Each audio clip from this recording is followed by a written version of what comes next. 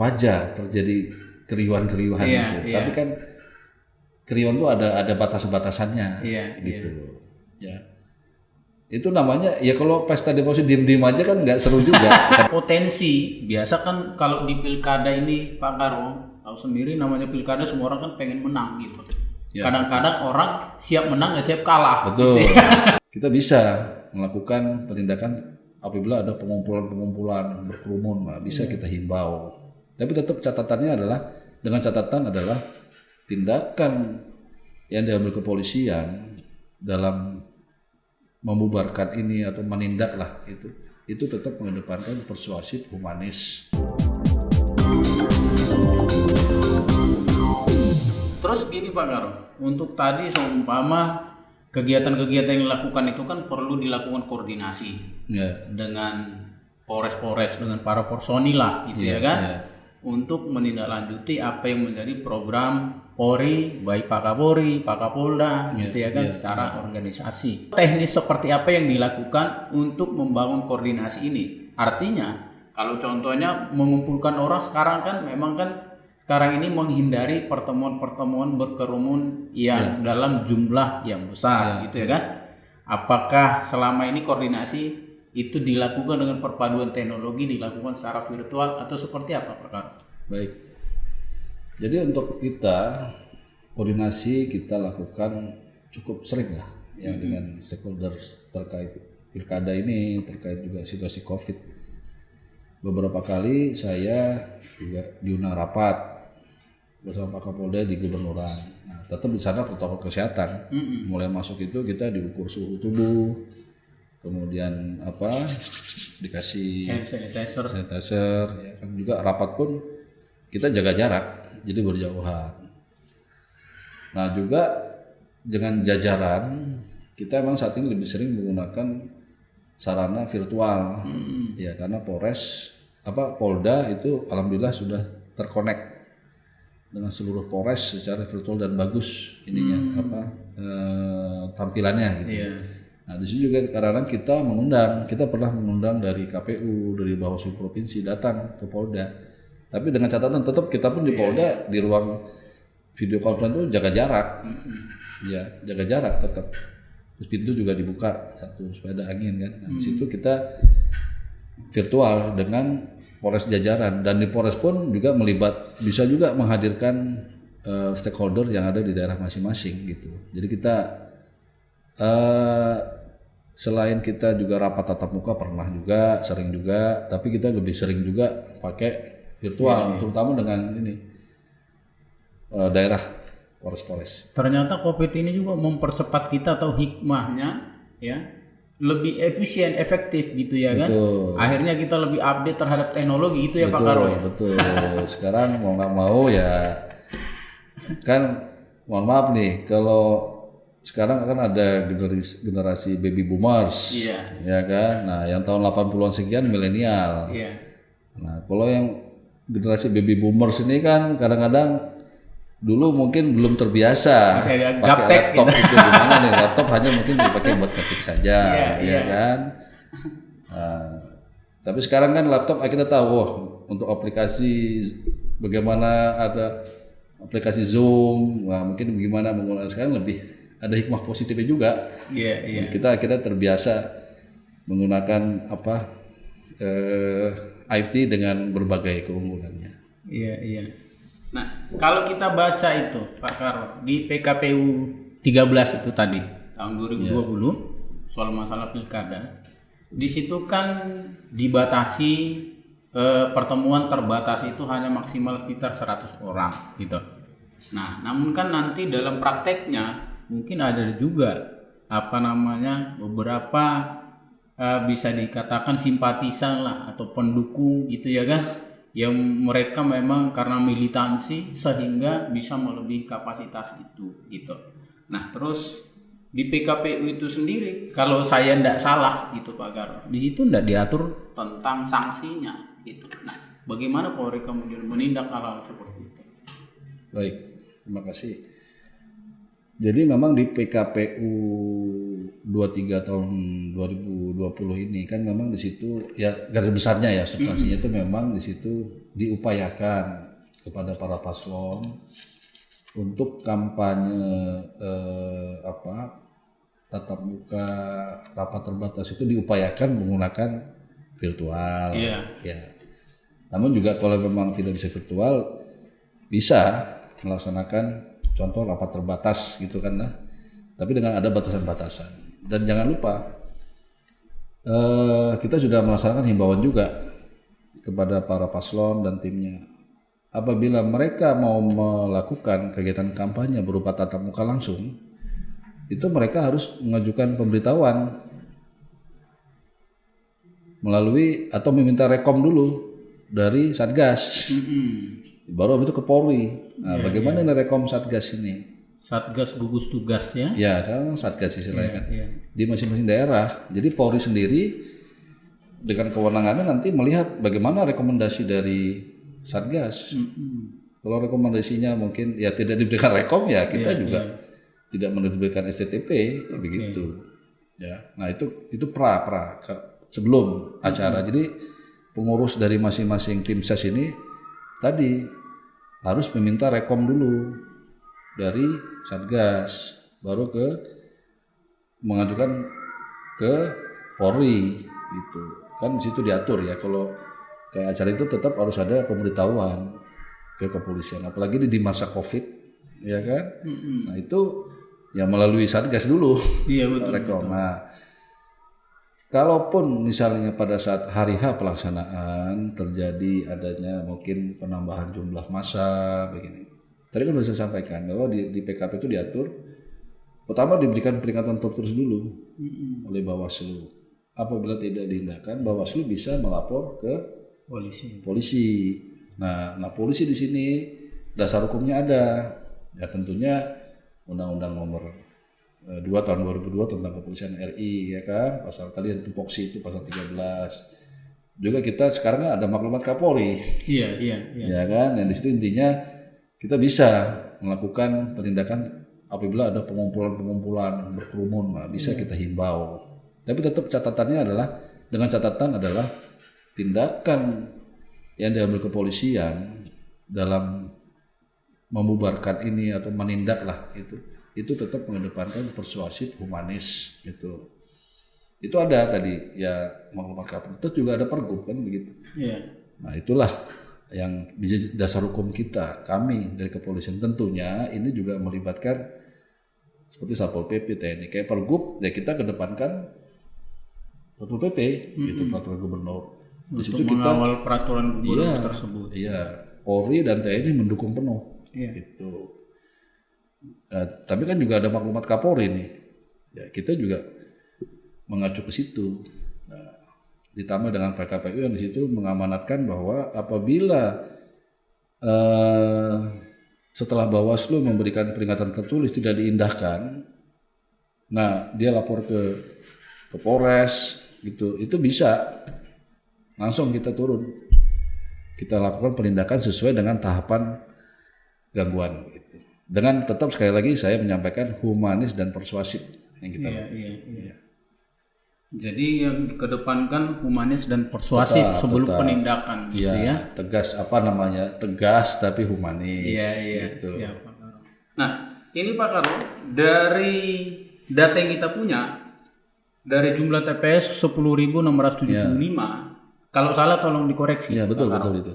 Kemudian di situ ada sekitar 196 TPS rawan, kategori rawan. Ya. Dan 46 TPS kategori sangat rawan gitu. Nah, ini kategori rawan dan sangat rawan ini seperti apa? Baik. Jadi memang kita dalam hal mengamankan nanti khususnya puncaknya ya. 9 Desember itu pemungutan suara di TPS. Itu kita jadwalnya sudah kita mapping kerawanan. Ya, dengan mempertimbangkan katakanlah di TPS di situ berada, di situ pernah ada riwayat konflik, kemudian jauh dari mana-mana, kemudian di situ berkumpulnya seluruh pendukung paslon tertentu. Nah, di situ kita mengkategorikan tuh, ada yang kategori aman. Aman ini bukan bebas dari ancaman, tidak. Setiap pilkada itu kan namanya kompetisi. Ya, pesta demokrasi pasti gitu. Ada kerawanan, pasti ada kerawanan dong. Ya, nggak mungkin kalau aman sekali nggak mungkin. Pasti, apalagi COVID gini kan. Nah, namun kita sudah mengklasifikasikan. Ada yang kita anggap zona aman, di situ ya rendah ininya, tingkat ancamannya rendah lah. Di situ mungkin ya wilayahnya dari gampang dijangkau, dan kita dari hasil evaluasi gangguan aktivitas juga rendah. Nah, ada juga TPS yang kategori rawan gitu, itu yang sedang lah katakanlah. Ada yang sangat rawan. Nah, di sini beda-beda nih pola pengamanannya. Ya, ketika di situ zona aman, satu orang polisi itu bisa lebih banyak mengamankan TPS. Katakanlah begitu, lebih banyak mengamankan TPS-nya. Ketika dia zona rawan, nah dia jangkauan TPS-nya lebih sedikit. Berarti dia satu orang polisi ini lebih sedikit mengamankan TPS-nya. Berarti kan karena dianggap rawan.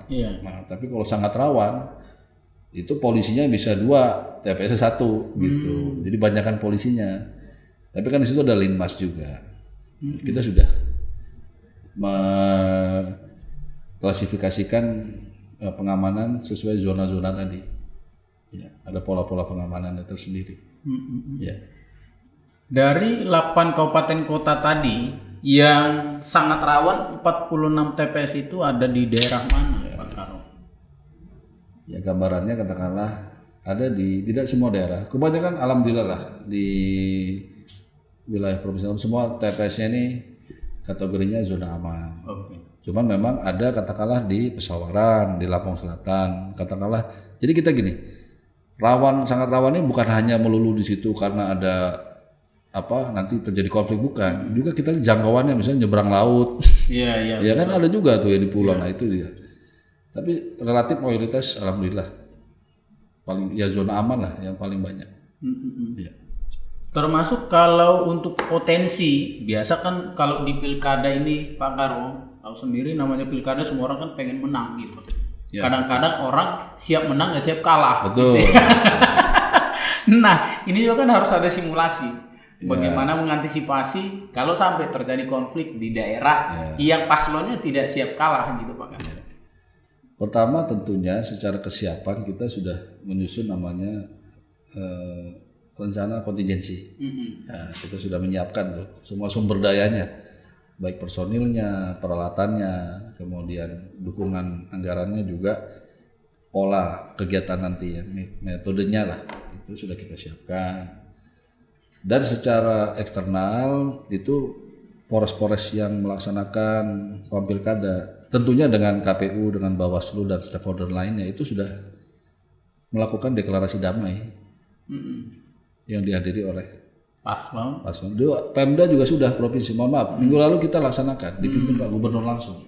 Ya, saya hadir, saya beringat, saya hadir di situ. Pak Gubernur, FKPD provinsi hadir semua, Pak Kapolda, dan memberikan arahan. Ya, saya hadir, dan itu alhamdulillah itu saya lihat semua paslon hadir itu. Karena ada penandatanganan fakta integritas. Ya, itu betul. Itu tuh sudah dilakukan. Menjaga ya tadi, ya harus siap banyak begitu. Kadang-kadang kan Pak Karo kan di atas kertas oke gitu, tapi prakteknya beda gitu. Tapi insya Allah lah, saya yakin dan percaya. Kemarin melihat antusiasme para paslon pada saat penandatanganan fakta integritas hari Jumat yang lalu di provinsi, itu saya yakin ya beliau-beliau itu sudah katakanlah inilah siap mendukung terselenggaranya pilkada serentak ini yang aman, kemudian damai, sejuk. Kita berharap sih memang pilkada kita itu kan pesta demokrasi yang membawa sukacita gitu, betul, damai, aman, kondusif gitu. Iya betul. Tapi ya memang kadang-kadang di lapangan dalam situasi tertentu ini dinamikanya kan bisa naik turun juga gitu. Itu biasa dalam hal setiap pemilihan baik pilpres, pemilihan gubernur, bupati wali kota, pun termasuk pilkades. Gitu. Itu kan namanya kompetisi. Wajar terjadi keriuhan-keriuhan itu. Tapi kan keriuhan tuh ada batas-batasannya, gitu loh. Ya. Itu namanya ya kalau pesta demokrasi diem-diem aja kan nggak seru juga, katakanlah begitu. Kalau pileg juga kan kalau diem-diem aja tidak.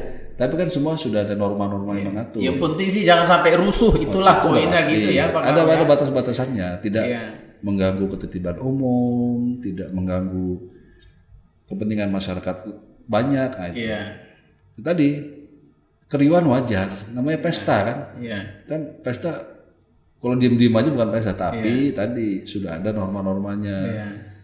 Kita penegak hukum, kita ini kan penegak hukum, Polri sebagai bagian daripada penegak hukum. Itu kan kita hanya menjalankan undang-undang. Ya, semua kan sudah ada undang-undangnya.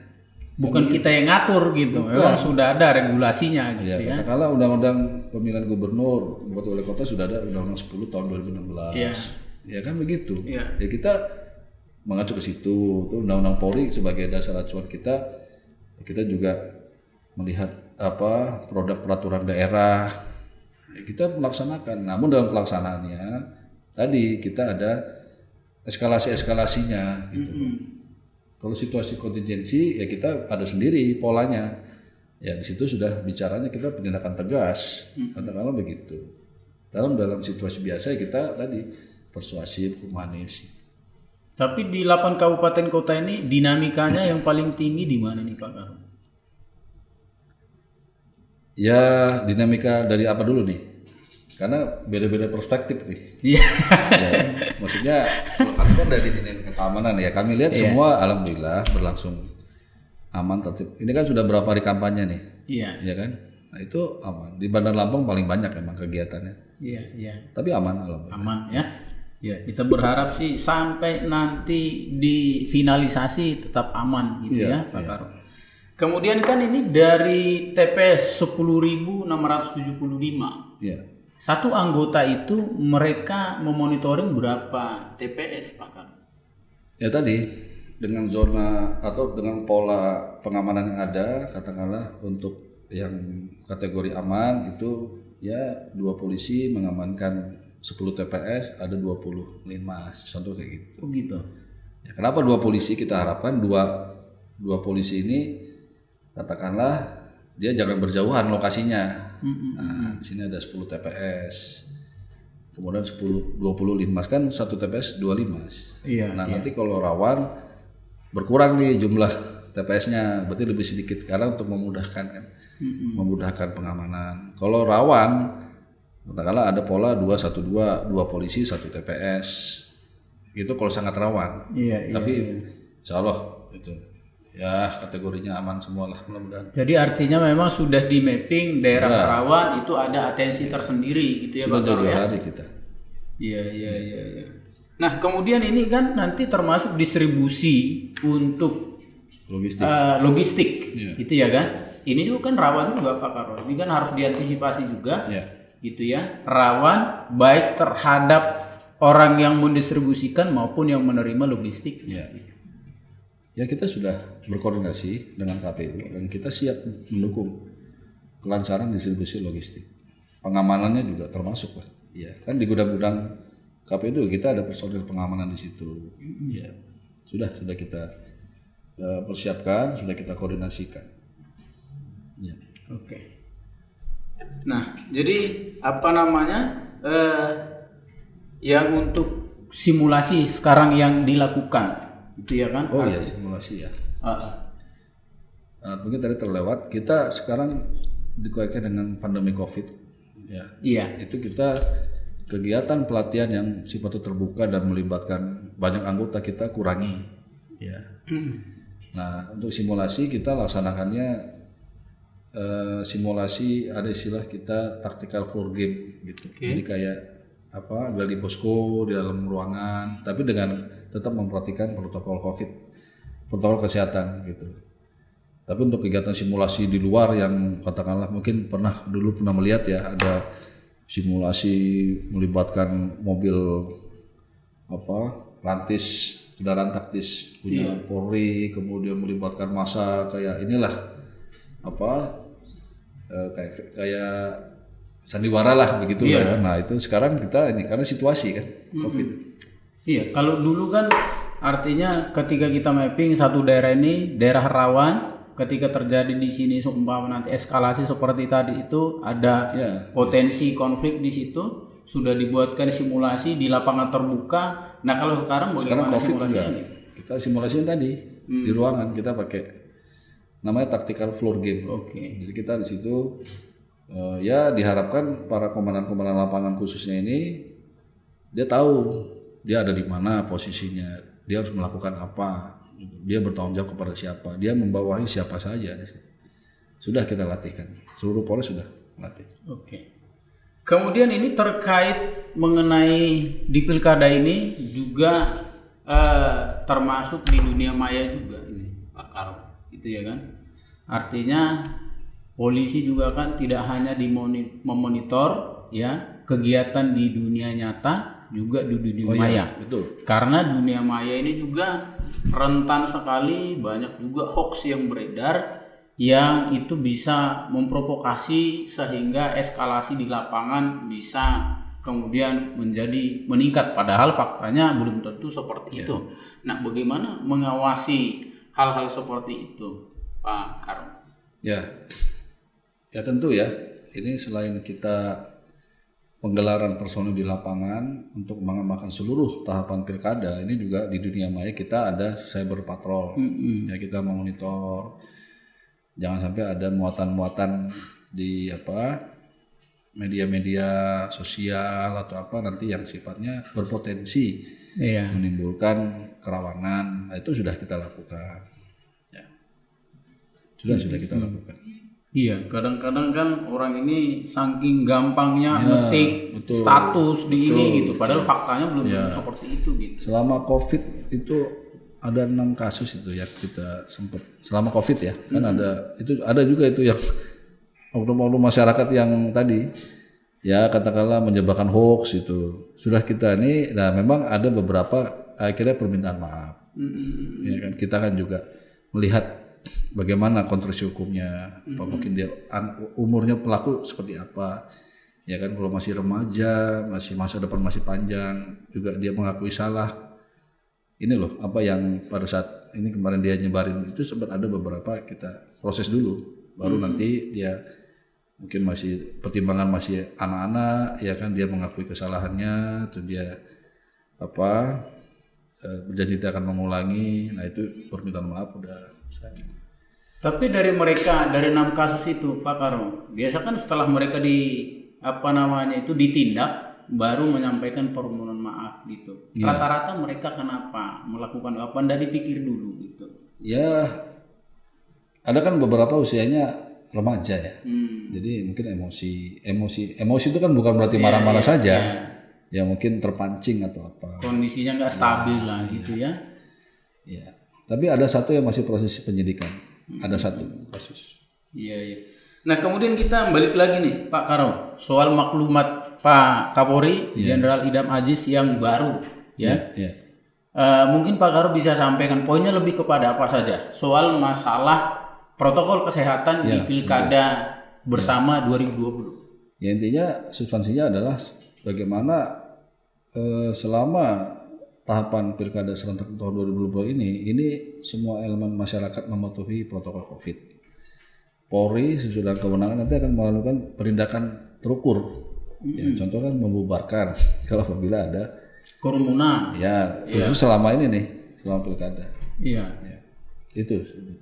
Iya, karena di mana-mana kan kerumunan itu sekarang bisa jadi klaster gitu ya. Betul kan? Bahkan sekali. seperti kata Pak Karo itu tadi, sekarang itu klaster baru perkantoran, betul kan? Klaster perumahan. Betul. Salah satu yang paling ini berpotensi termasuk untuk klaster pilkada. Betul sekali. Kan? Betul.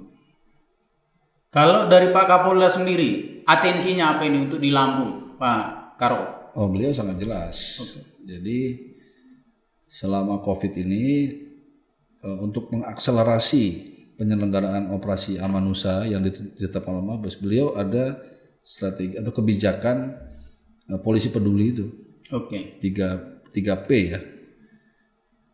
Polisi peduli ini peduli penegakan hukum dan ketertiban di masa COVID.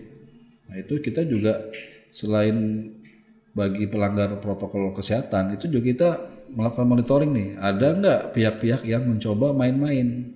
Katakanlah di tengah-tengah pandemi COVID jangan sampai ada yang menimbun alkes, jangan sampai ada yang menimbun sembako. Katakanlah begitu. Ini kita juga bagian daripada tadi polisi peduli penegakan hukum dan ketertiban. Tapi kita lebih kedepankan kita saat ini tadi bagaimana setiap hari, setiap minggu ini kita melakukan patroli ke daerah-daerah yang rawan atau di situ ramai. Nah di situ kita penindakan. Penindakan tanda kutip kita memberikan teguran lisan, himbau pakai masker, kita kasih masker. Yang kedua tadi peduli bantuan sosial. Ini juga masih terus kita lakukan.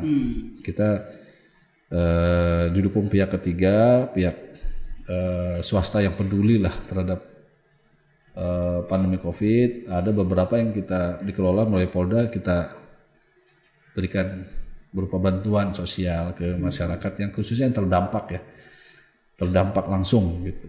Yang mungkin dia kehilangan pekerjaan, ya kan, kehilangan mata pencaharian dan lain-lain. Nah yang ketiga peduli lingkungan itu. Inilah yang menjadi Polda Lampung, kebijakan Kapolda Lampung Kapolda kita ini tiga hal ini ya, peduli Gakumtip, peduli bansos dan lingkungan ini yang terus kita lakukan. Iya. Dan ini alhamdulillah hasilnya ada dan sangat baik. Iya. Terima kasih nih Pak Karo, luar biasa. Ya, baik. Kemudian ini Pak Karo, soal pilkada ini kan artinya pilkada itu berkualitas ketika memang termasuk partisipasi masyarakat juga tinggi, gitu ya. Nah, dari kita Polri sendiri, bagaimana mengajak masyarakat supaya masyarakat itu yakin bahwasanya pilkada itu di tengah pandemi ini itu tidak menjadi klaster, gitu ya kan? Sehingga partisipasi masyarakat juga tinggi supaya pilkada kita juga berkualitas. Mungkin ada yang bisa disampaikan dengan masyarakat, Pak? Ya, baik. Bahwa Pilkada serentak tahun 2020 ini pesta demokrasi dalam menentukan pimpinan kepala daerah di setiap daerah. Dalam hal ini Polri siap mengamankan seluruh tahapan Pilkada serentak tahun 2020 yang juga supaya pilkada ini berlangsung langsung umum, bebas, rahasia, jujur dan adil, juga bisa terselenggara nantinya aman, damai, sejuk dan bebas COVID-19. Polri siap mendukung supaya itu semua bisa tercapai. Jadi kepada masyarakat kami menghimbau agar selalu mematuhi protokol kesehatan COVID-19 dalam rangka kita bersama-sama mendukung pelaksanaan Pilkada serentak tahun 2020. Terima kasih. Terima kasih Pak Karo. Kita tidak terasa sudah bincang-bincang di program Polda Menyapa sekitar 1 jam. Tidak terasa. Kita bincang-bincang ya di program Polda Menyapa. Tadi temanya itu pengamanan pilkada di tengah wabah COVID-19. Nah ini di Pilkada Bersama 9 Desember 2020 memang kita perlu memastikan penyelenggara sehat, ya, masyarakat juga sehat, peserta termasuk juga aparat kita juga semua harus sehat. Jadi pilkadanya berkualitas, ya. Kemudian tentu di atas itu semua kesehatan adalah yang terutama. Nah tadi Pak Karops Polda Lampung Pak Wahyu Bintono sudah menyampaikan supaya kita masyarakat tetap mengikuti protokol kesehatan yang memang disampaikan oleh pemerintah. Kita tidak berkerumun, tetap menggunakan masker, menggunakan hand sanitizer, sering mencuci tangan. Intinya pilkada kita bisa tetap berjalan produktif, tapi tetap mengacu dengan protokol kesehatan yang ada. Demikian dari saya Donald Haris Sihota Mudah-mudahan diskusi kita hari ini bermanfaat, menjadi ilmu dan inspirasi bagi kita semua. Kita ketemu lagi dalam program Polda Menyapa di hari Jumat minggu depan di waktu yang sama. Sekian dan terima kasih.